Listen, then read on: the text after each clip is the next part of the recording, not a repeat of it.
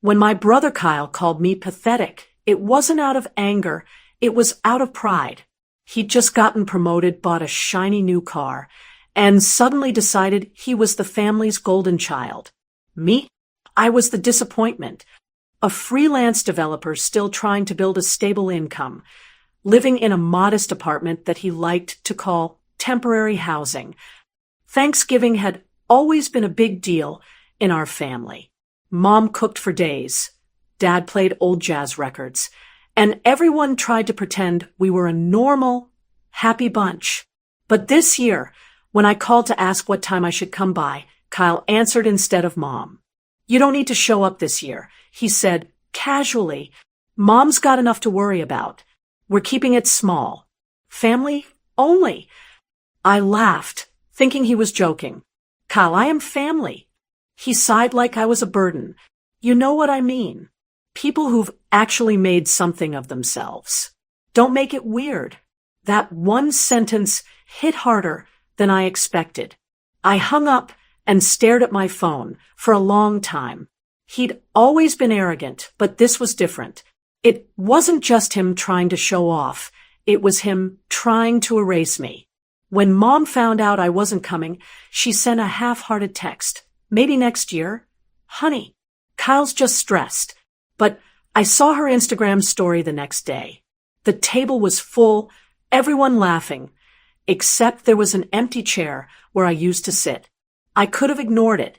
I could have let it go, like I always did. But that night, when I remembered something, that the lease on Kyle's downtown apartment was under my name because he couldn't qualify on his own last year, I smiled for the first time in days. Pathetic? Maybe, but not powerless. 2 days after Thanksgiving, Kyle's call came in at 7 a.m. His voice was sharp, all ego stripped away. "Dude, what the hell happened?" "My landlord says the rent wasn't paid. He's threatening eviction." I leaned back, half smiling. "Yeah, that's right. I took my name off the lease last week." "What? You can't just..." I cut him off. "Since I was the one guaranteeing your lease, remember? You said I was pathetic, not family. I figured you wouldn't want to live off a loser's help anymore." He went silent for a few seconds. Then the shouting started. "This is childish. You're screwing with my life."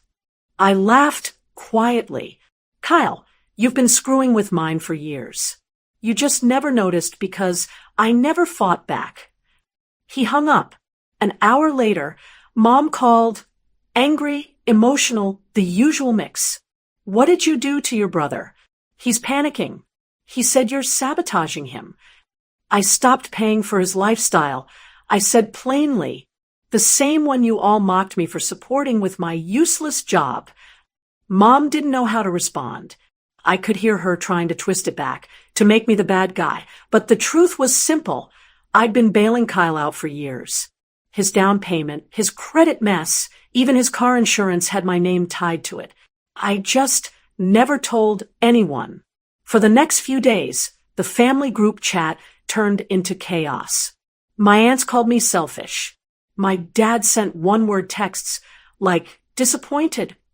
But none of them ever asked the one question that mattered. Why was I doing all this for him in the first place? By the end of the week, Kyle's new car was parked in front of my building, the same car he used to mock me from. He came upstairs, eyes red, voice shaking. "I need a place to crash, just for a few days." I looked at him for a long moment before opening the door wider. "Sure," I said calmly, "but you're washing dishes, doing laundry, and paying rent, like family." He nodded, too defeated to argue. Watching him unpack on my couch, I realized something. Revenge didn't always come through shouting or payback. Sometimes it came from quietly reclaiming the respect you gave too freely.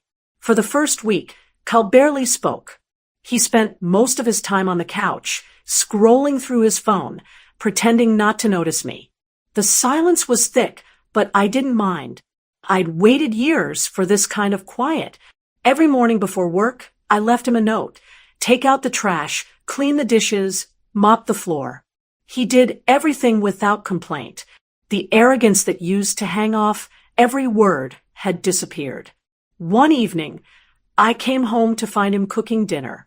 The smell of garlic and steak filled the apartment. "You actually cooked?" I asked. He shrugged. "It's the least I could do." We sat down. He didn't look at me for a while.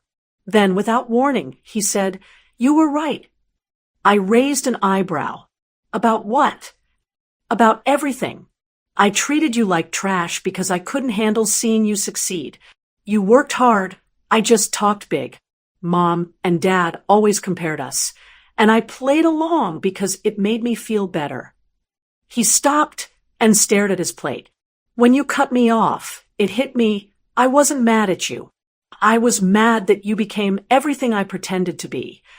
For the first time in years, I saw something honest in him. I nodded slowly. "Took you long enough." He gave a small laugh. "Yeah, guess it had to get bad before I figured it out." Days turned into weeks.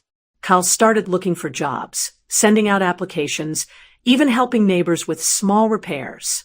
It wasn't much, but it was effort, and I respected that. Then one Sunday morning, Mom showed up at my door. No call, no text, just her, standing there with that same judgmental look. "So this is where you've been hiding?" she said. "Not hiding," I replied. "Just living my life." She brushed past me and froze when she saw Kyle in the kitchen. "Oh, thank God. We've been worried sick." Kyle's voice was flat. "You didn't sound too worried when you told me not to come for Thanksgiving." Mom ignored him, turning to me. "You're punishing your brother, making him stay here like some tenant. This isn't how family treats each other."